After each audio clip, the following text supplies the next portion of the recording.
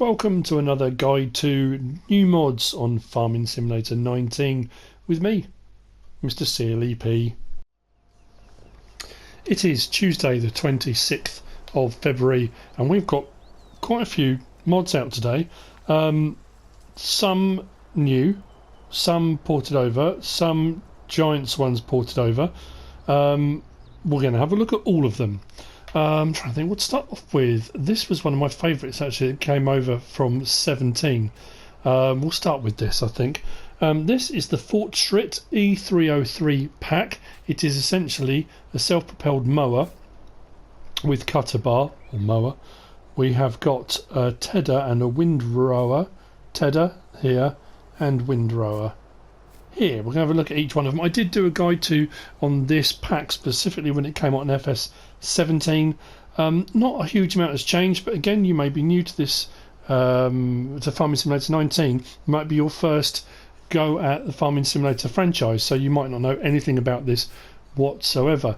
Detailing is incredibly good on these, and seems to be even better on 19. There is a couple of really nice touches, and like I say, the detail on them. The writing is tiny, but it's not blurry. It's not, it does look very, very nice indeed. We'll have a quick look in store at the options available. Then we'll have a quick go of using it. This guide too might be a little bit longer than normal because there are a few bits of equipment to be having a look at. So if we go across to, what are we looking for? Mowers. So it's under mowers. And we've got the Fortschritt E303. It's 105,000. I don't remember it being that expensive on FS17. I'm sure it was cheaper than that. But anyway, that's what it costs. This is 11 slots. Now it does say one slot down there. That's because I've got one in game. Once you've bought the first one, the slot count drops. So yeah, that's 11 slots, 18 miles per hour, 80 horsepower, and the options available on this. We can change the rim colour of the wheels, and we can have it white, kind of a creamy off-white. It's hard to tell the difference on that one. And then we've got a yellow. And if we go down to our options, we've got standard configuration. We can have it E303 brown with like a greenish kind of coloured cab. Then we can have E303 green with the brownish coloured cab. And then we can have E303 green and white. I quite like that one actually. The standard blue stands out a little bit more. That's kind of why I did it for the thumbnail. But like I say, with the changing options of rim colour as well, you can pick any configuration to suit you, what you'd prefer to have. Very, very nice bit of kit. It does have a rear hitch, so you can put a trailer. My only thing with that in the past was I'm not sure what for. The rear hitch on the back of this is for towing the trailer with the header on. What am I talking about? Ignore me. So the thing about this, because the stuff's all over the place, we've got a header, which you'll find if we go across, you'll find it under mowers. We've then got a windrower and we've got a tedder, which are going to be in those as well. So we can just go across if we want to and find Fortschritt, which will probably be a lot easier. He says, there we go, Fortschritt, and then all the equipment's right there. So you can do it from there if you want to. So we've got the E318, I think that one is the windrower. It is, and again we can change the main colour to suit whichever variant of the actual main self-propelled mower unit you want. That one is the windrower. Is each of these are 6 slots. There are another 6 slots, 11 for that, 6 for each of these. We've got the actual mower. Is kind of a self-contained trailer. That's what the trailer hitch is for. It's a 5 metre header. We can change the main colour. We can change the rim colour again to suit whichever particular variant you've gone for. And then in the middle, which is the one I should have gone for next, we've got the 318.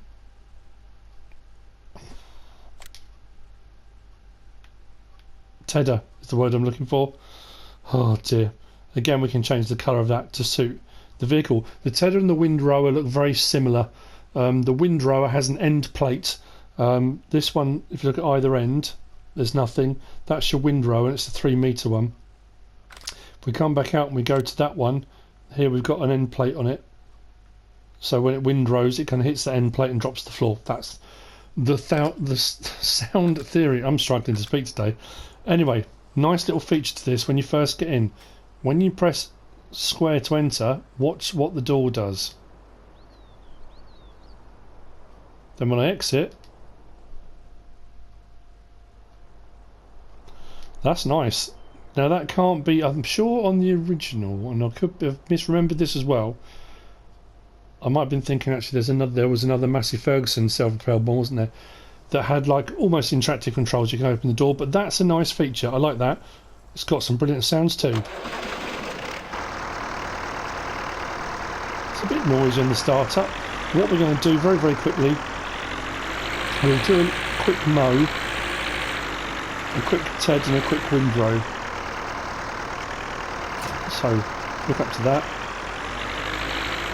just to show you it being used.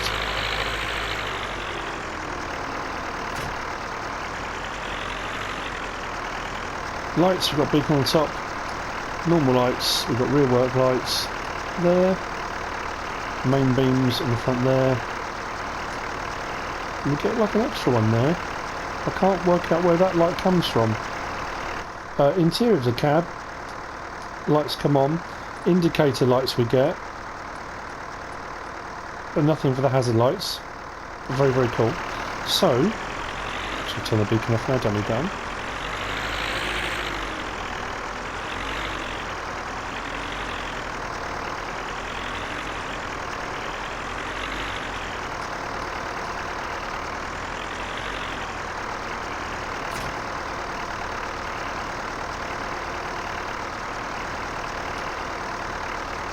Right, turn it on, drop it down,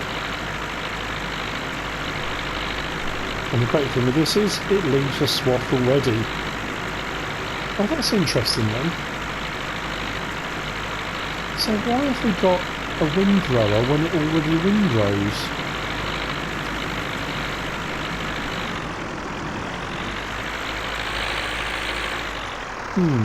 We'll see what happens when we TED, because if it spreads it a bit wider again, I suppose that could be why. I probably said all of this when I did the original review on this.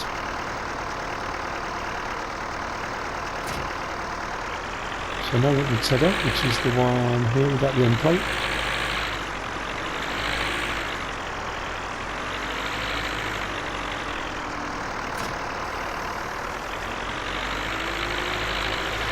Now if this isn't your cup of tea, you may well want to skip ahead to the next ones I come to, and that's fair enough. But I say there are a few to get through. So, turn it on, drop it down. Oh, that explains why. So it TEDs, but throws it all out to the side. Yes, this is what it did on the original, didn't it?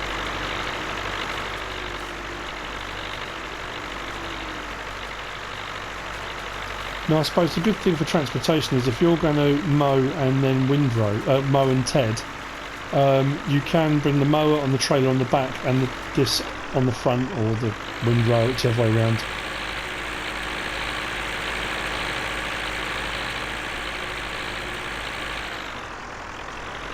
Drop that down, and then we'll disconnect, and we'll pick up the windrower. Now this shoves it all to the left every time we do something, so you're probably going to be better off mowing first. That's weird though, isn't it? Because you're going to go over... You want to make sure you windrow from the left-hand side of your field. Otherwise you're going to be putting stuff on top of things you haven't been over yet. Surely, is that what's going to... Unfold it? Oh, okay. There we go, we're unfolding first. I like the fact that end plate swings as you turn and move. Yeah, that's pretty cool. So I remember doing that in 17. Turn it on, drop it down, and puts it all back into a narrower swath, but again to the left. So yeah, when you do this, you're going to have to think very carefully about the order you do it in. So you're not going over what you've done previously. But anyway, there you go, that's the Forza E303 pack. mower, tedder and windrower. What I will do is we'll turn it off because it sounds brilliant when it turns off as well. I love it.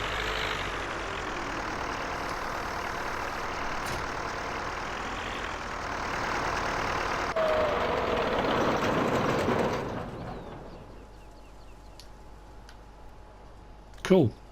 Nice feature that with the door. There we go. So that was from, I didn't say, did I?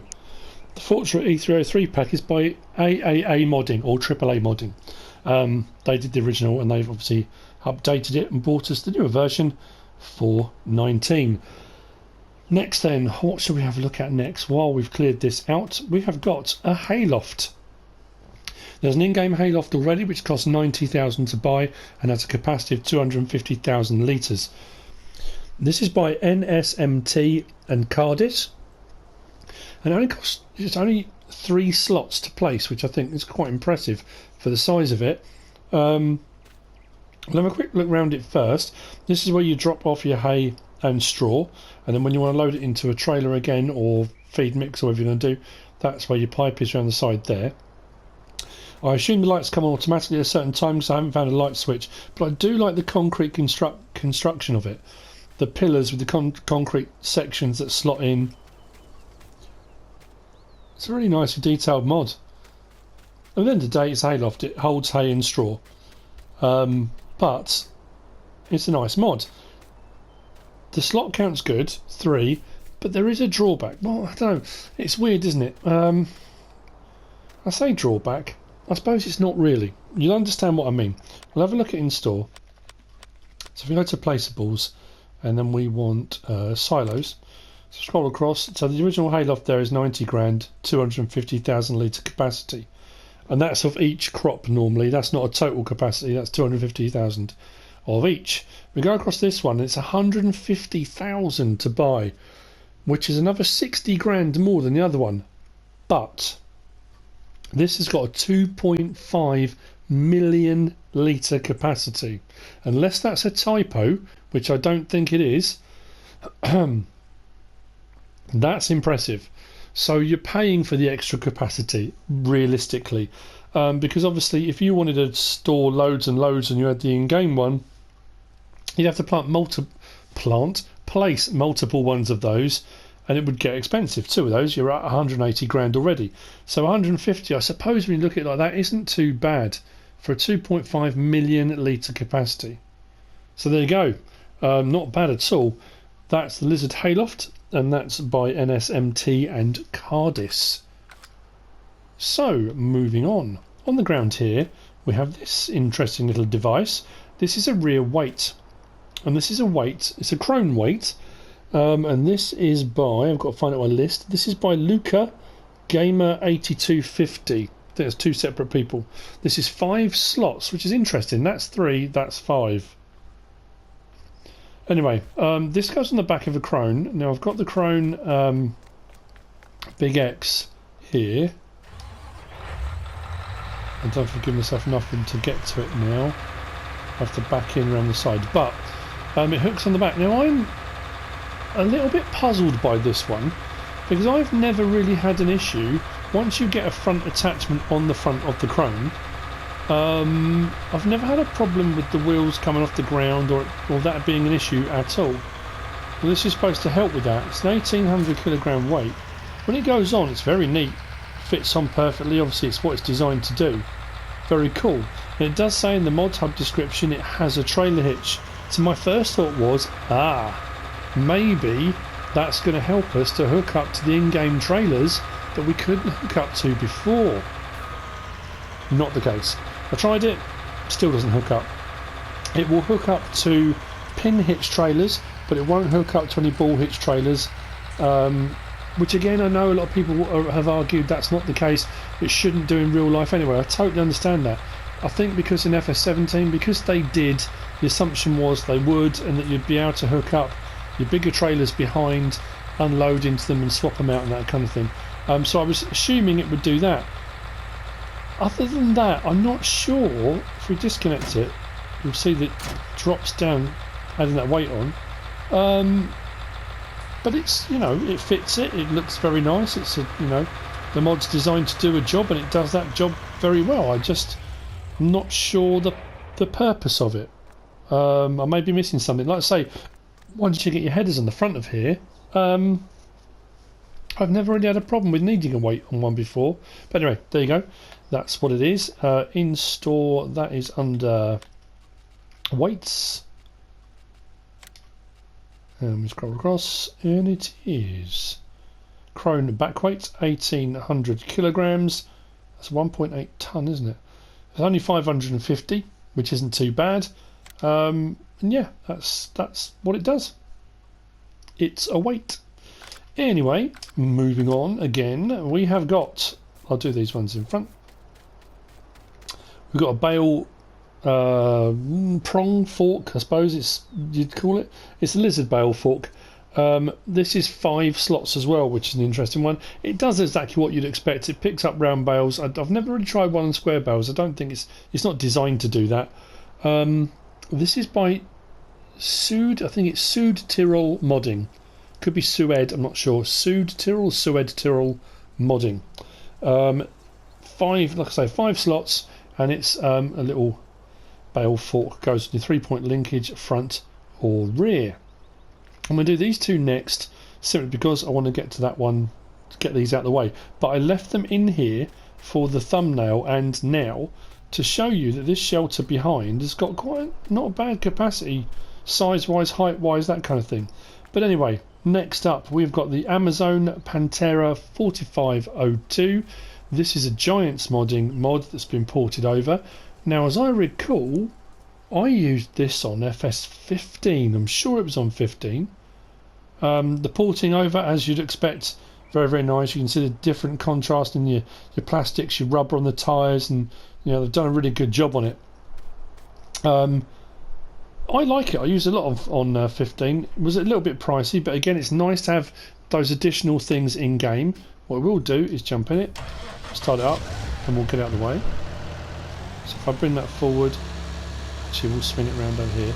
Now what I like about this as well, it's got a rear trailer hitch, which does work. So what you could do is put a couple of IBCs onto the back of a trailer, so you go out to your field, and when you've used up what's in here, you can then refill from the IBCs. There's not actually a rear tank yet in game, or a mod one, that you can just fill up with liquid fertiliser, because that would be perfect on the back of here for going out and doing the job. So in store, this comes under crop protection. Obviously the big difference being in the switch over, this now does herbicide as well as fertiliser, liquid fertiliser. It's got a 4,500 litre tank capacity, and it's a 41 metre, which means it comes between these two. The Stara is 27, and that's 48.5, the Rubicon. So it's 41, not to be sniffed at. And when you think 41 to 48.5, I suppose, yeah, it's a fair amount. But the difference in price is quite staggering, 245,000 to 489,000. But yeah, it's not bad at all, this one. I quite like it.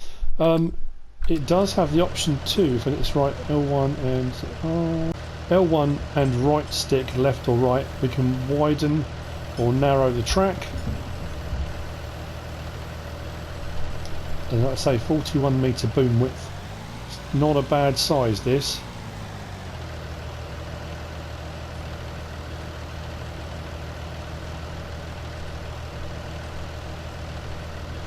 I think once it's unfolded, we can raise and lower too.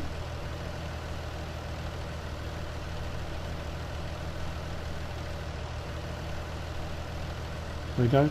L1 and right stick, up or down to raise and lower it, depending on your crop height. You don't have to if you don't want to, but if you do want to, it's quite impressive.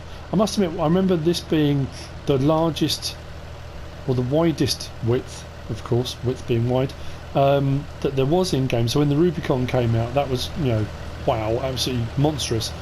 But I used this a lot on 15, didn't use it so much on 17. There you go. So there you go, that's the Amazon Pantera. I don't know if we can change, actually, let's have a quick look. Help window on off. I don't think we can change. No, It's on all-wheel steer all the time. I don't think you can change that. It hasn't given me the option to. No, I thought I'd check. You never know. Okay, turn that off. So, next from Giants, moved over, we've got the Brent Avalanche 1596. This is a monster of an auger wagon, chaser bin, whichever you want to call it. Obviously that has now been eclipsed by the... is it the Emerson? We'll have a look at that in a minute anyway. I'm going to grab this and print it out. I've got that zoomed out way too far. Let's bring it back in.